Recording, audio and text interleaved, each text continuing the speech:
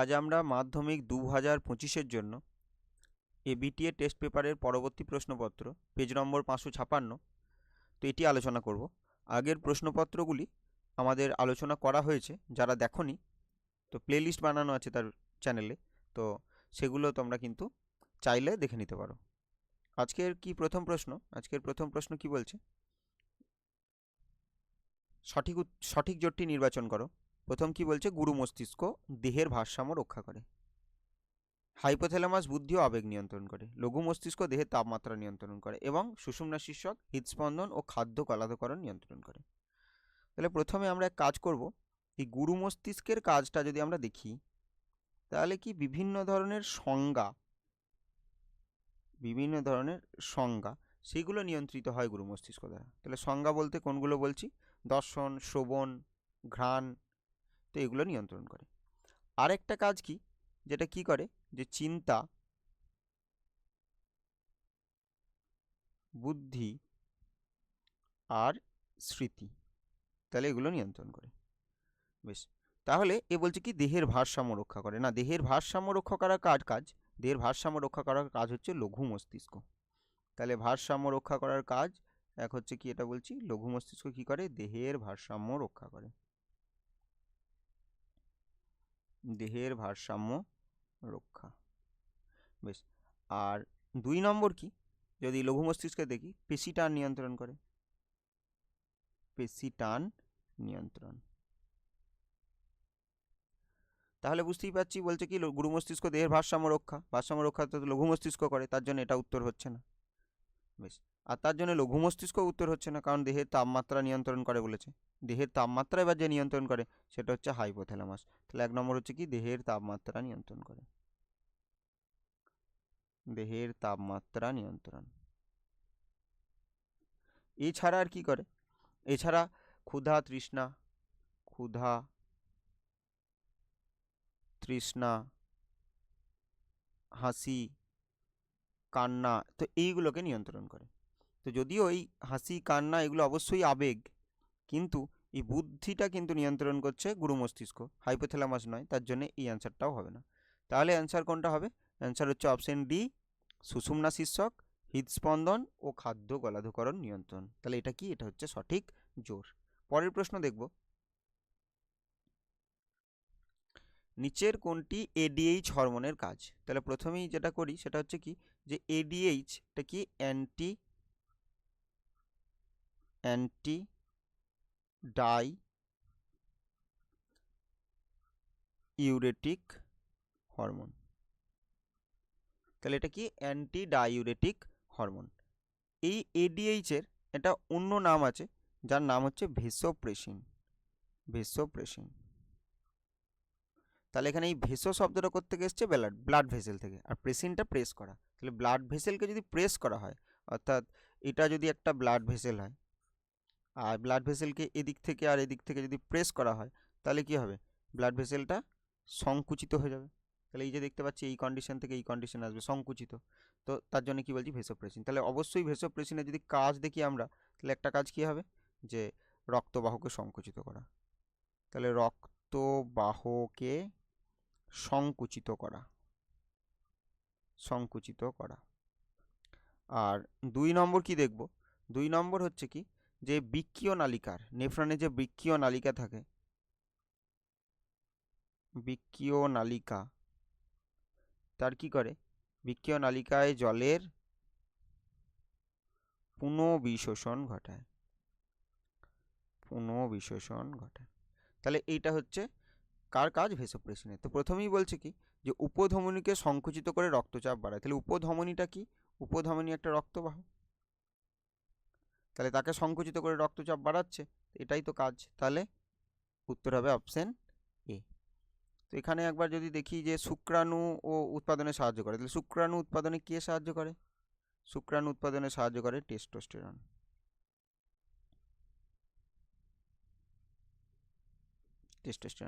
আর এখানে ডিম্বাণু উৎপাদন বলছে, তাহলে ডিম্বাণু উৎপাদনে কে সাহায্য করে?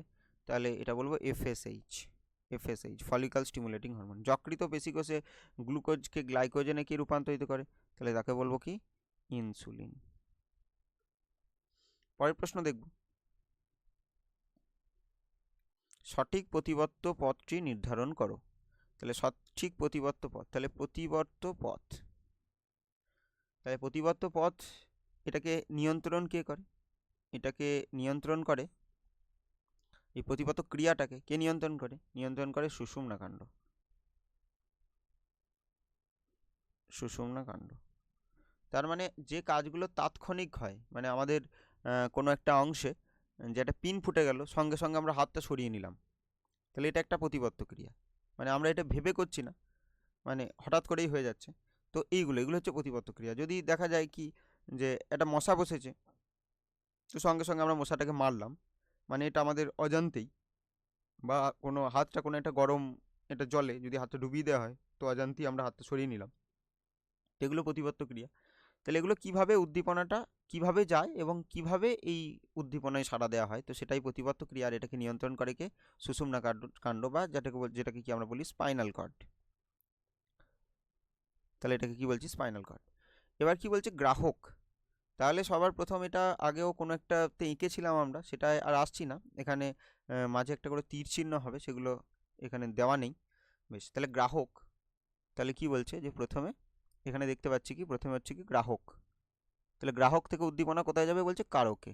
হ্যাঁ, এবার যেটা বলছি গ্রাহককে তো যাবে প্রথম, কিন্তু তারপরেই কারকে যাবে না, অবশ্যই তারপরেই কারকে যাবে না। তাহলে কি পরের অপশনটা যদি দেখি, প্রথমে বলছে স্নায়ু কেন্দ্র, না স্নায়ু কেন্দ্রে তো প্রথমে যাবে না, আগে সবার প্রথম কোথায় যেতে হবে? গ্রাহকে যেতে হবে। তাহলে এটাও হচ্ছে না, তাহলে তার জন্যই হলো না, এই অপশনটা হচ্ছে না, এই অপশনটা হচ্ছে না। তারপরে দেখছি কি বহির্বাহী স্নায়ু। তাহলে বহির্বাহী স্নায়ু, প্রথমে তো বহির্বাহী স্নায়ু তো অবশ্যই নয়, তাহলে প্রথমে কি হবে? প্রথমে অবশ্যই গ্রাহকে যাবে। তাহলে এটাতে যেহেতু হচ্ছে না বহির্বাহী স্নায়ু, তাহলে এই অপশনটাও হচ্ছে না, তার মানে উত্তর তো অবশ্যই হবে অপশন ডি। তাহলে প্রথমে গ্রাহক, তারপরে অন্তর্বর্তী স্নায়ু, তারপর স্নায়ু কেন্দ্র, তারপর বহির্বাহী স্নায়ু, তারপর হচ্ছে কারক। তার মানে আমরা এরকম করে দেখেছিলাম, এখানে একবার দেখি যে ধরে নিচ্ছি এটা একটা সুষুম্না কাণ্ডের প্রস্থচ্ছেদ। এবার এখানটায় আমরা রাখছি কাকে? স্নায়ু। এটা নিউরোসিল হয়ে গেল, বেশ যাই হোক, এটা তাহলে একটু বড় করে আঁকি। তাহলে এখানে উত্তর কি? আমি একবার দাগ দিয়ে দিই, উত্তর হচ্ছে কিন্তু গ্রাহক। বেশ, এরপরে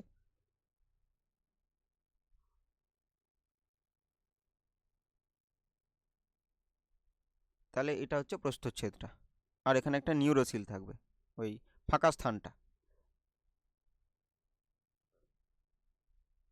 আর এইটা ধরে নিচ্ছি আমরা কি? স্নায়ু কেন্দ্র। তাহলে এটা স্নায়ু কেন্দ্র। আর আমরা ধরছি কি যে এদিক থেকেই দেখাই, বা এদিক থেকেই দেখাই, এখান থেকে দেখাই। তাহলে এখান থেকে স্নায়ু কিন্তু এইদিকে যাচ্ছে, এখানে পৌঁছালো। তাহলে এইখানে ধরে নিচ্ছি ত্বক ছিল, তাহলে এই যে জায়গাটায় ত্বক ছিল এটা, তাহলে এইটাকে বলবো কি? গ্রাহক। তাহলে উদ্দীপনাটা এদিক থেকে এদিকে যাচ্ছে, এদিকে যাচ্ছে। তাহলে এই যেটা দেখতে পাচ্ছি এটা একটা স্নায়ু, এই স্নায়ুটা বাইরে থেকে ভিতরের দিকে যাচ্ছে, তাহলে এটাকে বলবো অন্তর্বাহী স্নায়ু। অন্তর্বাহী স্নায়ু, যেহেতু এটা কি নিয়ে যাচ্ছে? উদ্দীপনা নিয়ে যাচ্ছে। তারপরে কি হবে? এই যেটা দেখতে পাচ্ছি এখানে এই দিক থেকে একটা স্নায়ু এদিকে বেরিয়ে আসবে, তাহলে এটা বহির্বাহী স্নায়ু। আর এখানে থাকবে, যদি ধরে নিই পিসি ধরে নিই, তো সেটা হচ্ছে কি? কারক। আর তাহলে এই মাঝেরটা এটাকে কি বলবো? এটা হচ্ছে বহির্বাহী স্নায়ু। বহির্বাহী স্নায়ু। আর এই দুটোকে কানেক্ট করে রাখবে কে? এখানে সহযোগী স্নায়ু। তাহলে এটাকে বলবো সহযোগী স্নায়ু। সহযোগী স্নায়ু। বেশ, তাহলে এবার এখানে যদি দেখি সবার প্রথম 1 নম্বর কে আছে? গ্রাহক। তো এই দিক থেকে এদিকে যাচ্ছে, তাহলে 2 নম্বর অন্তর্বাহী স্নায়ু। তারপর যদি দেখি এইটা কি? এই অংশটাকে বলেছি কি? স্নায়ু কেন্দ্র। এটা স্নায়ু কেন্দ্র, এটা স্নায়ু কেন্দ্র। তাহলে তারপরে কি হবে? তাহলে 3 নম্বর স্নায়ু কেন্দ্র। তারপরে কি 4 নম্বর যেটা আছে সেটা কি? সেটা হচ্ছে সহযোগী স্নায়ু। তারপরে কি? আচ্ছা, সহযোগী স্নায়ু এখানে চিহ্নিত করতে বলেনি। তারপরে কি রয়েছে তাহলে? 4 নম্বর হচ্ছে বহির্বাহী স্নায়ু। আর বহির্বাহী স্নায়ুর পর কি বলছি? বহির্বাহী স্নায়ু বলছি 5 নম্বর কারক। তাহলে এখানে এই যে প্রথমে 1 হচ্ছে গ্রাহক, 2 অন্তর্বাহী স্নায়ু, 3 স্নায়ু কেন্দ্র, 4 বহির্বাহী স্নায়ু, 5 হচ্ছে কারক। তাহলে এখানে উত্তর হবে অপশন ডি। পরের প্রশ্ন দেখব, তুমি মাইটোসিস কোষ বিভাজনের একটি দশায় সিস্টার ক্রোমাটিডদ্বয়কে আলাদা হতে দেখলে। তাহলে কোন কোষ বিভাজনের? মাইটোসিস কোষ বিভাজনের। কাকে আলাদা হতে দেখলাম? সিস্টার ক্রোমাটিডদ্বয়কে আলাদা হতে দেখলাম। তাহলে দশাটি কি? তাহলে অবশ্যই এখানে দশাটি কি হয়ে যাবে? দশাটি হবে অ্যানাফেজ। তাহলে অ্যানাফেজ দশায় কি দেখতে পাবো? যে এখানে আমরা যদি দেখি যে একটা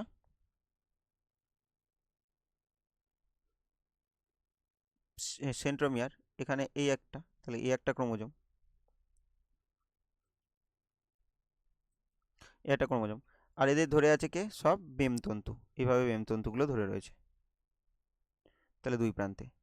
এবার এখানে কি হবে? এই দশায় এই বরাবর, এই রেখা বরাবর, তাহলে কি হবে? এই রেখা বরাবর সেন্ট্রোমিয়ারগুলো ছিন্ন হয়ে যাবে। তাহলে একটা পোর্শন উপর দিকে চলে যাবে, একটা পোর্শন এইভাবে নিচে দিয়ে চলে আসবে, এইভাবে বেমতন্তু থাকবে। এখানেও তাই, একটা পোর্শন এদিকে চলে যাবে আর একটা পোর্শন এদিকে থাকবে, তো এইভাবে যুক্ত থাকবে। তাহলে কি এটা কি? এটা একটা সিস্টার ক্রোমাটিড,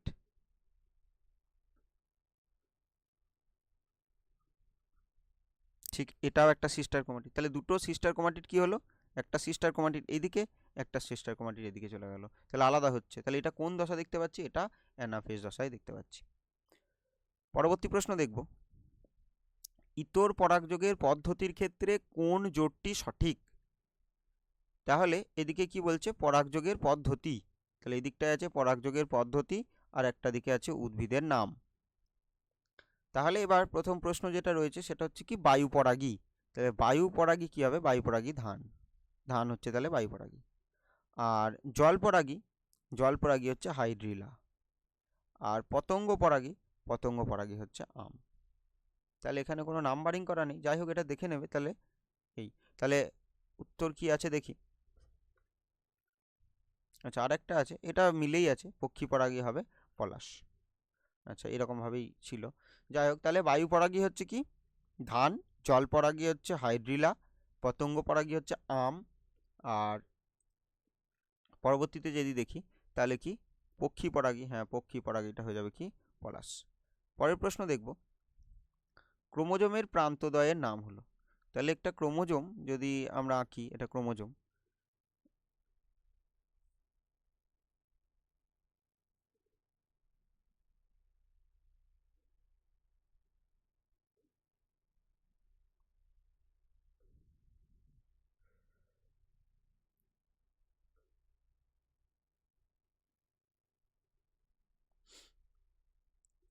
ঠিক আছে। তো এবার কি, এটা যদি একটা ক্রোমোজোম হয়,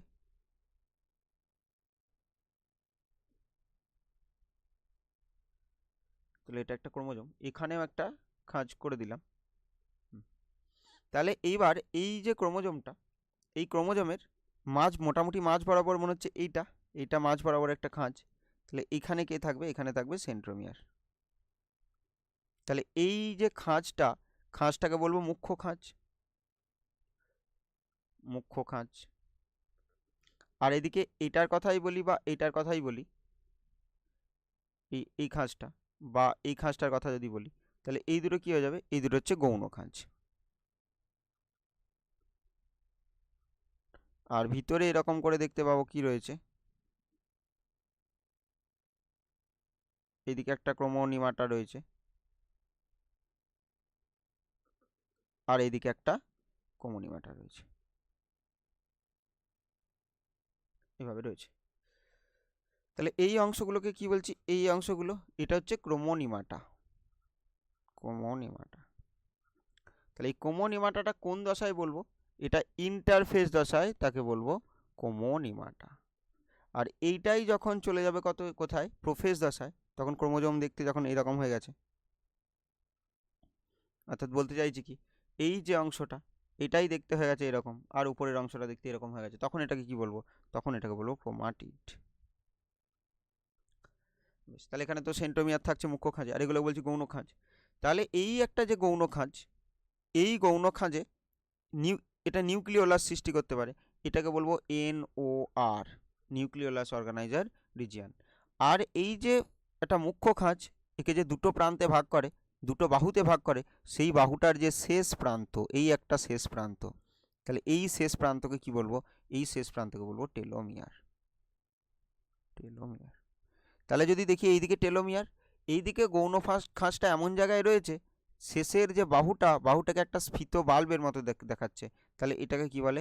এটাকে বলে স্যাটেলাইট। এটাকে বলে স্যাটেলাইট। তো এইটা হয়ে গেল কি একটা স্যাট ক্রোমোজোম। তাহলে এই দিকে কিন্তু টেলোমিয়ারকে পাবো না, কারণ এখানে একটা স্ফীত বাল্বের মতো দেখাচ্ছে, যেটাকে আমরা কি বলছি? সেটাকে বলছি স্যাটেলাইট। স্যাটেলাইট। আর তাই জন্য এটা হয়ে গেল কি একটা স্যাট ক্রোমোজোম। আর স্যাট এর ফুল ফর্ম হচ্ছে কি সাইন অ্যাসিডো থাইমোনিউক্লিনিকো, যার অর্থ হচ্ছে কি নিউক্লিক অ্যাসিডবিহীন স্থান।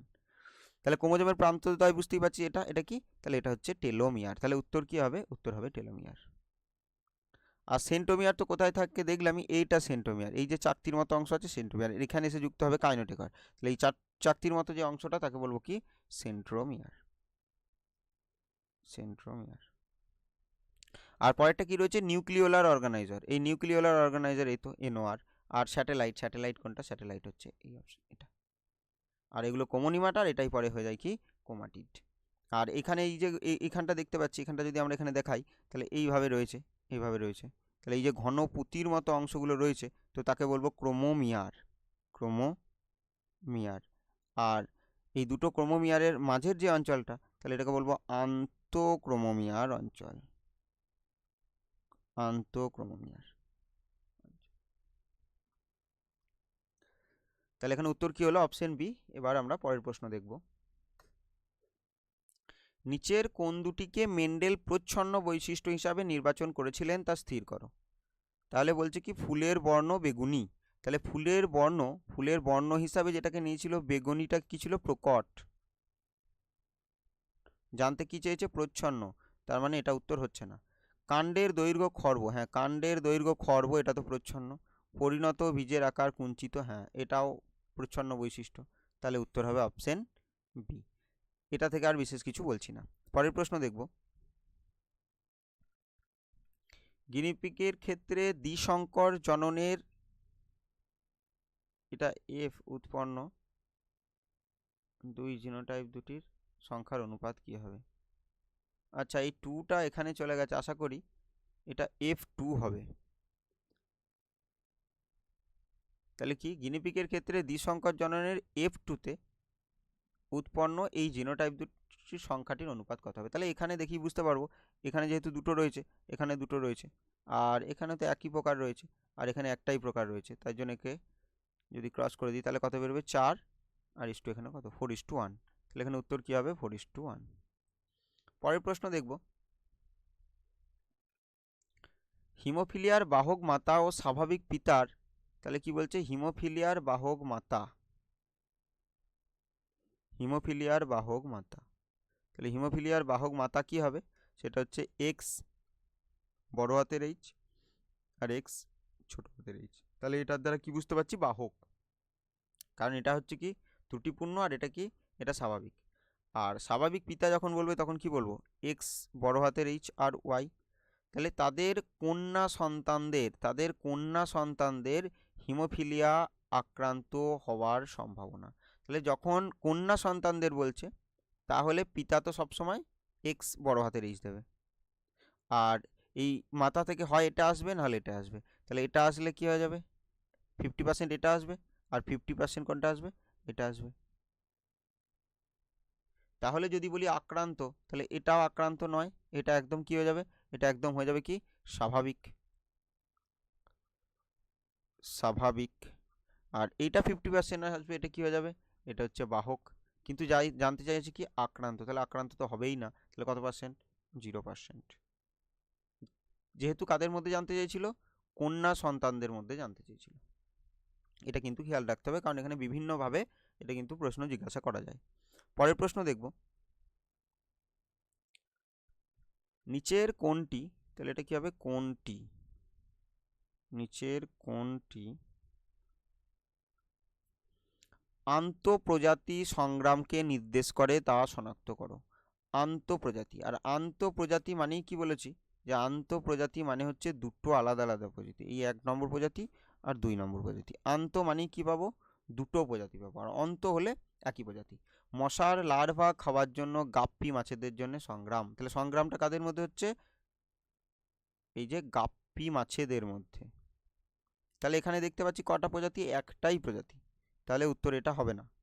ইঁদুর ধরে খাওয়ার জন্য কার মধ্যে, সাপ আর পেঁচার মধ্যে সংগ্রাম, তাহলে এখানে প্রজাতি 1, এখানে প্রজাতি 2, তাহলে দুটো প্রজাতি দেখা যাচ্ছে, তাহলে এখানে উত্তর হবে কি অপশন বি। পরের প্রশ্ন দেখব,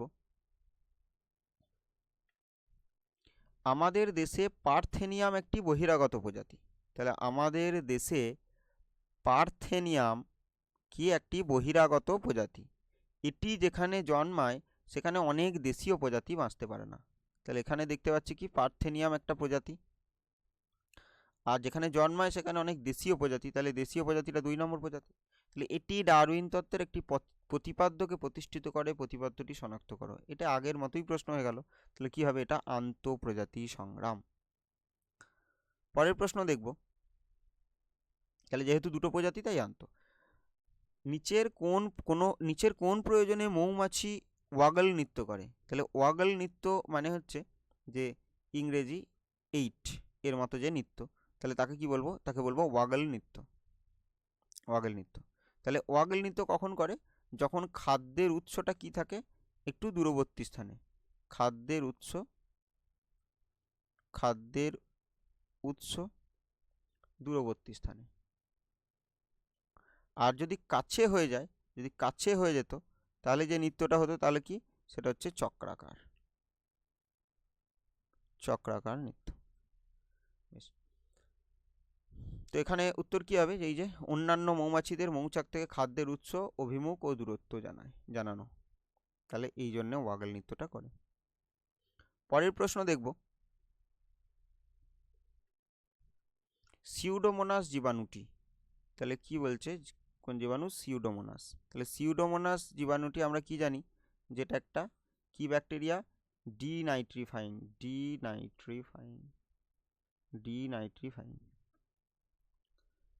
থায়োব্যাসিলাস ডিনাইট্রিফিক্যান্সও একটা ডিনাইট্রিফাইং ব্যাকটেরিয়া, তাহলে এটা বলছে কোন ধাপের সাথে যুক্ত, বলছে নাইট্রোজেন আবদ্ধকরণ, না নাইট্রোজেন আবদ্ধকরণ নয়, নাইট্রোজেন আবদ্ধকরণের জন্য কিছু স্বাধীনজীবী আছে,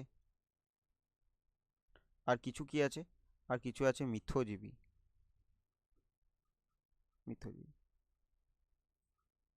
তাহলে কি মিথজীবীগুলো কোনগুলো, এনাবিনা, আর কি, আর হচ্ছে রাইজোবিয়াম।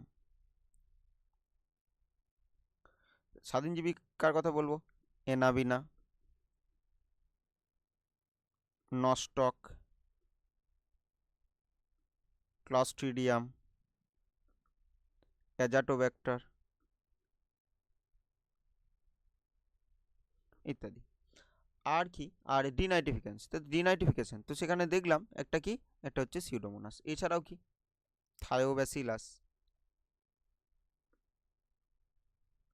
থায়োব্যাসিলাস ডিনাইট্রিফিক্যান্স, তাহলে কি হবে, থায়োব্যাসিলাস ডিনাইট্রিফিক্যান্স। আর নাইট্রিফিকেশনে সাহায্য করে, তাহলে নাইট্রোব্যাক্টর,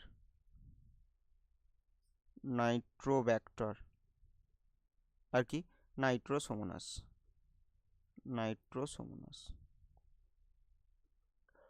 আর অ্যামোনিফিকেশন ব্যাসিলাস মাইকয়েডিস আর ব্যাসিলাস র্যামোসাস। তোমরা অবশ্যই এইভাবে লিখবে না, আমি নিচে নিচে লিখে দিলাম। বেশ, তাহলে বায়ুমণ্ডলে যে নাইট্রোজেন আছে, তাহলে সেই নাইট্রোজেনটা ফার্স্ট ফিক্সেশন হয়, তাহলে সেই নাইট্রোজেনটা ফার্স্ট কি হয়, ফিক্সেশন হয়, দিয়ে কোথায়, উদ্ভিদে যায়, উদ্ভিদ থেকে কোথায়, উদ্ভিদ থেকে প্রাণীতে।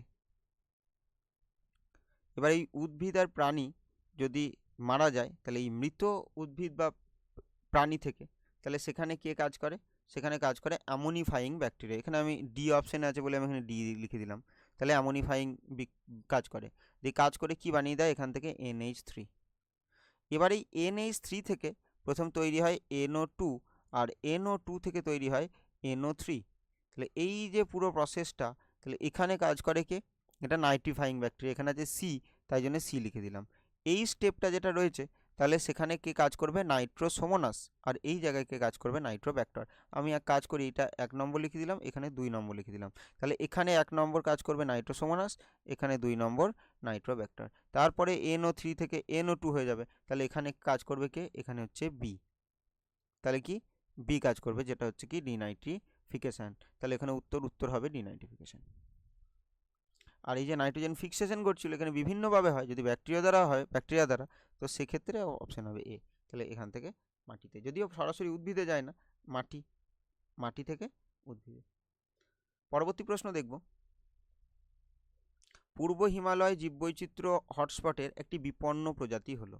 তাহলে পূর্ব হিমালয় জানতে চেয়েছে, তাহলে পূর্ব হিমালয় কি হবে, পূর্ব হিমালয় হবে রেড পান্ডা। এখানে যদি আমরা লায়ন টেল ম্যাক, এটা লায়ন টেইলড হবে, লায়ন টেইলড ম্যাকাক। তাহলে এটা হলে কি হবে, তাহলে এটা বলবো পশ্চিমঘাট পর্বতমালা। আমি শুধু পশ্চিমঘাট লিখে দিলাম, পর্বতমালা। ওরাংওটাংকে যেখানে পাবো সেটা হচ্ছে কি সুন্দারল্যান্ড। কোথায় পাবো, আমাদের আন্দামান নিকোবর দ্বীপপুঞ্জে। বেশ। আর এই যেটা দেখতে পাচ্ছি নীলগিরি থর, তাহলে এটাও কোথায় পাবো, এটা পশ্চিমঘাট পর্বতমালা কোথায় আছে, কর্ণাটক, কেরালা, তামিলনাড়ু, এই রাজ্যে রয়েছে। আর সুন্দারল্যান্ড কোথায় রয়েছে, আমাদের আন্দামান অ্যান্ড নিকোবর দ্বীপপুঞ্জ। বেশ। আর এবার পরের প্রশ্ন দেখব,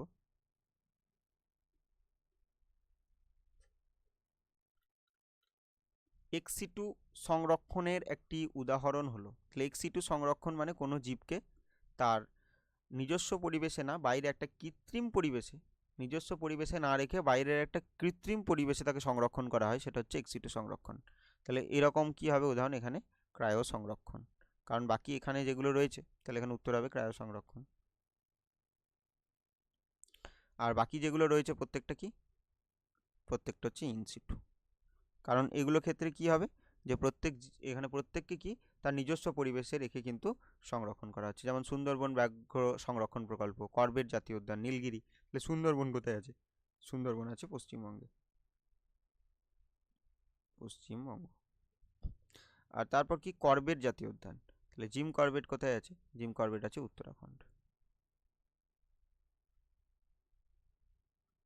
উত্তরাখণ্ড। আর নীলগিরি তো কোথায় আছে বললাম, সেটা কর্ণাটক, কেরালা আর তামিলনাড়ু। পরের প্রশ্ন দেখব,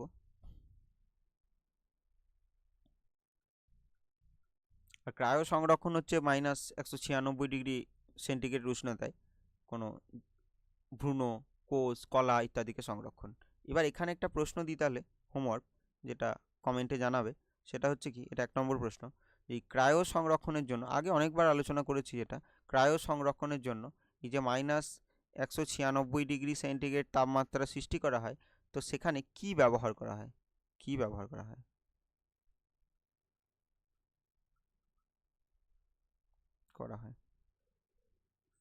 তাহলে ক্রায়ো সংরক্ষণের ক্ষেত্রে কি ব্যবহার করা হয় এই -196 ডিগ্রি সেন্টিগ্রেড তাপমাত্রা আনার জন্য।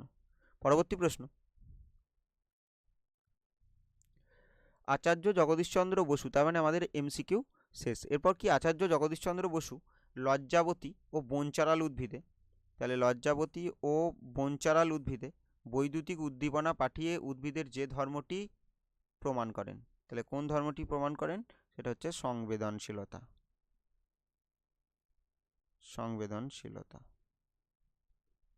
তাহলে আচার্য জগদীশচন্দ্র বসু ব্যবহৃত যন্ত্রগুলোর নাম কি, একটা হচ্ছে ক্রেস্কোগ্রাফ,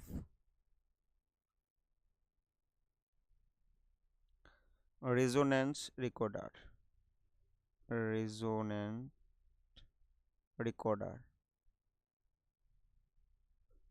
আর কি ইলেকট্রিক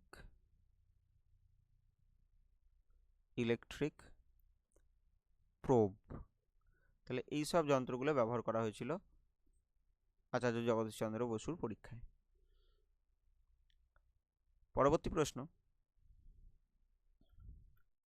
কোষ বিভাজন প্রজাতির ক্রোমোজোম সংখ্যা ধ্রুবক রাখে। আচ্ছা, এটা তার মানে আচ্ছা, এখানে শূন্য স্থান ছিল আর কি, তাহলে এটাও শূন্য স্থান। কোষ বিভাজন মানে কোন কোষ বিভাজন বলতে চাইছে, তাহলে এর আগে কিন্তু একটা শূন্য স্থান হতো, ঠিক এর আগে, ঠিক এখানে কি থাকতো, এখানে থাকতো একটা শূন্য স্থান। তার মানে কোন কোষ বিভাজন প্রজাতির ক্রোমোজোম সংখ্যা ধ্রুবক রাখে, তাহলে ধ্রুবক কে রাখে, সেটা হচ্ছে মিয়োসিস। তাই জন্য মিয়োসিসকে কি বলে, মিয়োসিসকে বলে হ্রাস বিভাজন। এখানে 2n থেকে কি সৃষ্টি হয়, n। একটা কোষ থেকে কটি অপত্য কোষ সৃষ্টি হয়, 4টি। পরের প্রশ্ন দেখব, পপুলেশন, মানুষের পপুলেশনে এক্স ক্রোমোজোম বাহিত প্রচ্ছন্ন জিন ঘটিত একটি রোগ হলো, তাহলে এখানে কি হতো, এখানে একটা শূন্যস্থান হতো, তাহলে একটি রোগ হলো এটা, তাহলে একটি রোগ হলো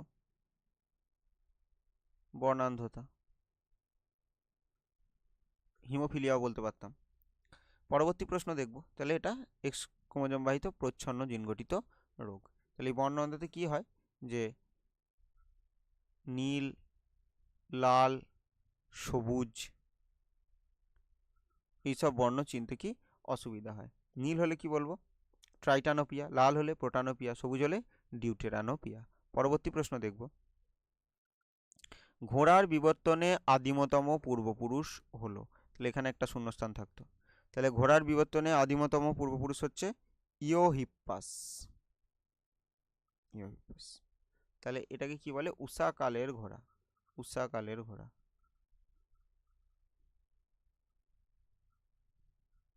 কোন যুগে ছিল, ইয়োসিন, ইয়োসিন যুগ। পরবর্তী প্রশ্ন দেখব,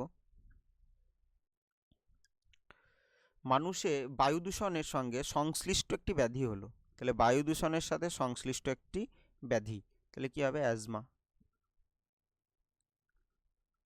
বা হাঁপানি। পরবর্তী প্রশ্ন,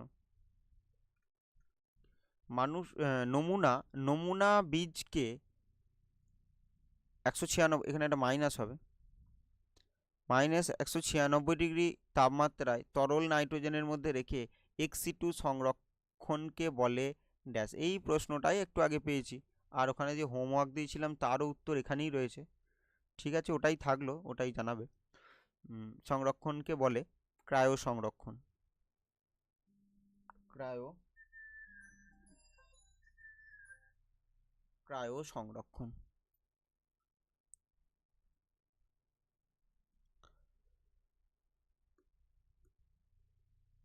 পরবর্তী প্রশ্ন দেখব,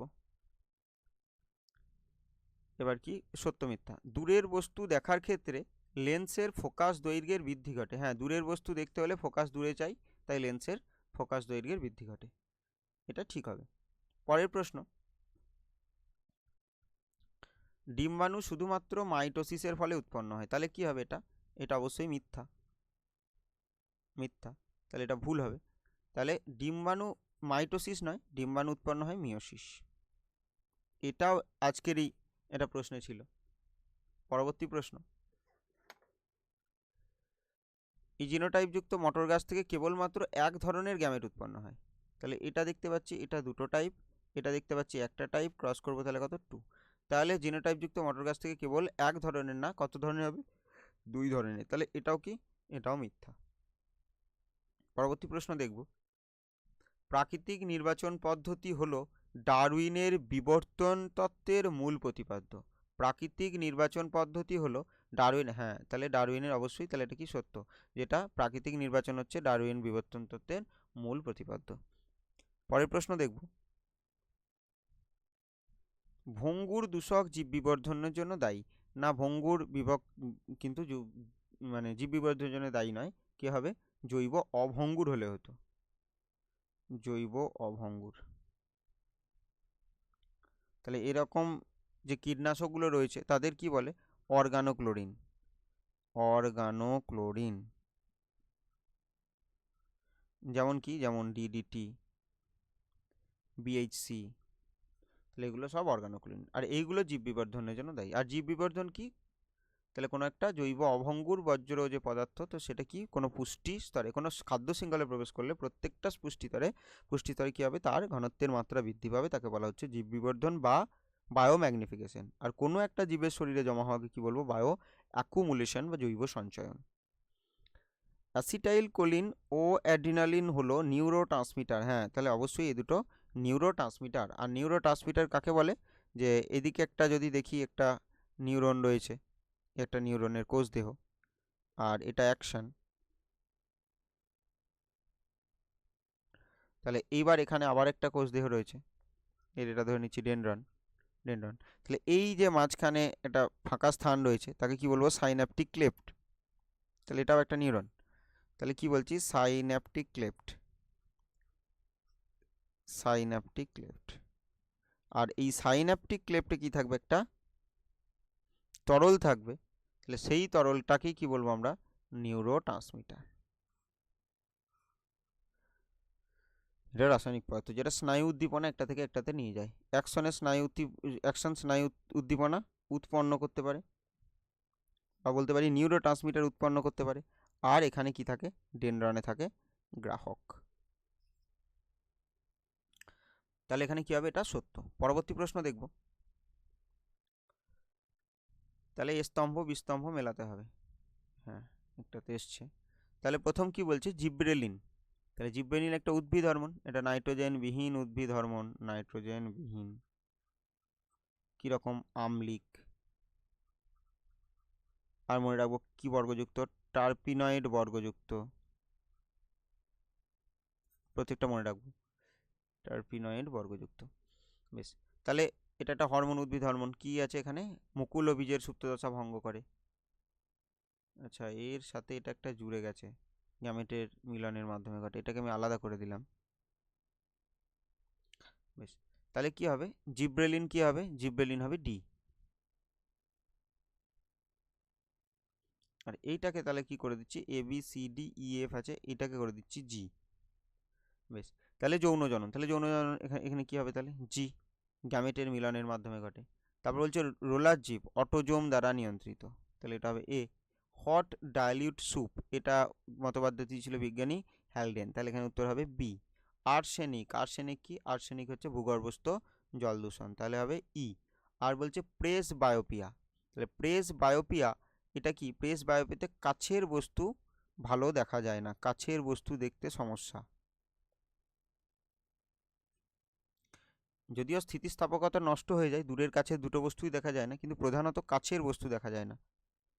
কাছের বস্তু দেখতে সমস্যা। তাহলে কাছের বস্তু দেখতে সমস্যা। আর কাছের বস্তু দেখতে সমস্যা হলে সেটাকে আমরা কি বলি? তাহলে কাছের বস্তু দেখতে বলি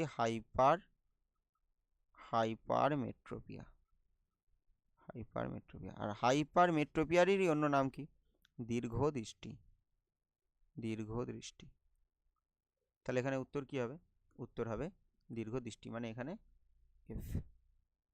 বেশ, যদিও এই নাম্বারিংগুলো হয়তো গোলমাল থাকতে পারে, কারণ এখানে আমি জি লিখে দিলাম। একবার বইতে দেখে সেরকম কাজ করে নেবে। এখানে নাম্বারিংটা দেখো না, কি দেখবে? যে জিব্রেলিন মুকুলবীজের সুপ্তদশা ভঙ্গ করে। যৌন জনন গ্যামেটের মিলনের মাধ্যমে ঘটে। রোলার জীব অটোজোম দ্বারা নিয়ন্ত্রিত। হট ডাইলিউট স্যুপ বিজ্ঞানী হ্যালডেন। আর্সেনিক ভূগর্ভস্থ জল দূষণ। আর প্রেস বায়োপিয়া দীর্ঘদৃষ্টি। তাহলে এই অপশানটার কোনো উত্তর কিন্তু এখানে নেই। হর্ষদৃষ্টি সম্পর্কে এখানে কিছু বলা নেই। পরের প্রশ্ন দেখব।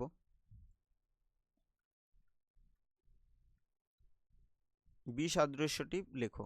Testosterone, insulin, progesterone, oestrogen. তাহলে দেখতে পাচ্ছি কি একমাত্র এইটা বাদ দিয়ে, ইনসুলিনকে বাদ দিয়ে বাকি যেগুলো রয়েছে, এই টেস্টোস্টেরন, প্রোজেস্টেরন, ইস্ট্রোজেন, এগুলো সব কি জনন গ্রন্থি থেকে খরিত হয়। জনন গ্রন্থি থেকে খরিত হয়। আবার বলতে পারি এগুলো সব স্টেরয়েড ধর্মী হরমোন। তাহলে এখানে ইনসুলিনটা আলাদা। তাহলে ইনসুলিন কোথা থেকে খরিত হয়? অগ্নাশয় থেকে। অগ্নাশয় থেকে। তাহলে এটা একটা প্রোটিন ধর্মী এটা হরমোন। বেশ, তাহলে পরবর্তী প্রশ্ন দেখব।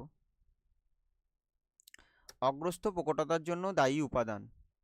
আচ্ছা, এখানে একটা এমসিকিউ দিয়ে দিয়েছে। অগ্রস্থ প্রকটতার জন্য দায়ী উপাদান জিব্রেলিন, সাইটোকাইনিন, অক্সিন না উৎসেচক? তাহলে অগ্রস্থ, আচ্ছা এখানে একটা কমা হয়ে গেছে, একসাথে হবে অগ্রস্থ প্রকটতা। তাহলে অগ্রস্থ প্রকটতার জন্য দায়ী হচ্ছে কি? অক্সিন। আর পার্শ্বস্থ প্রকটতার জন্য দায়ী হচ্ছে সাইটোকাইনিন। তাহলে এখানে উত্তর কি হবে? অক্সিন। সাইটোকাইনিন কার জন্য মনে রাখবো? পার্শ্বস্থ প্রকটতা। পার্শ্বস্থ প্রকটতা, এটাই একমাত্র কাজ না, পার্শ্বস্থ প্রকটতা। আর কি রয়েছে, আর জিব্রেলিন, তাহলে জিব্রেলিন পর্বমধ্যের দৈর্ঘ্য বৃদ্ধি করে, পর্বমধ্যের দৈর্ঘ্য বৃদ্ধি। পরের প্রশ্ন দেখব, নিচের প্রথম জোটটি সম্পর্ক বুঝে দ্বিতীয় জোটটি। প্রোফেজ যদি নিউক্লিয় পর্দা ও নিউক্লিওলাসের অবলুপ্তি হয় তাহলে কে নিউক্লিয় পর্দায় পুনরাবির্ভাব হবে, তাহলে কি হবে, এটা টেলোফেজ। তাহলে টেলোফেজ দশা, টেলোফেজ। পরবর্তী প্রশ্ন দেখব, বর্ণান্ধতার জন্য দায়ী জিনটি একটি বৈশিষ্ট্য লেখো। বর্ণান্ধতার জন্য দায়ী জিন, তাহলে বর্ণান্ধতার জন্য দায়ী জিনটা কোন ক্রোমোজোমে থাকে, কোন ক্রোমোজোম, এক্স ক্রোমোজোমে থাকে। আর এক্স ক্রোমোজোমের জন্য থাকা যে বর্ণান্ধতার জিনটি সেটি কীরকম হয়, এর বৈশিষ্ট্য কি, এটি প্রচ্ছন্ন বৈশিষ্ট্যযুক্ত হয়, প্রচ্ছন্ন। তাহলে বর্ণান্ধতার জন্য দায়ী জিনটির একটি বৈশিষ্ট্য হচ্ছে এটি প্রচ্ছন্ন বৈশিষ্ট্যযুক্ত। এরপর কি, তা এখান থেকে একটা প্রশ্ন দিই, যেটা আজকে 2 নম্বর প্রশ্ন।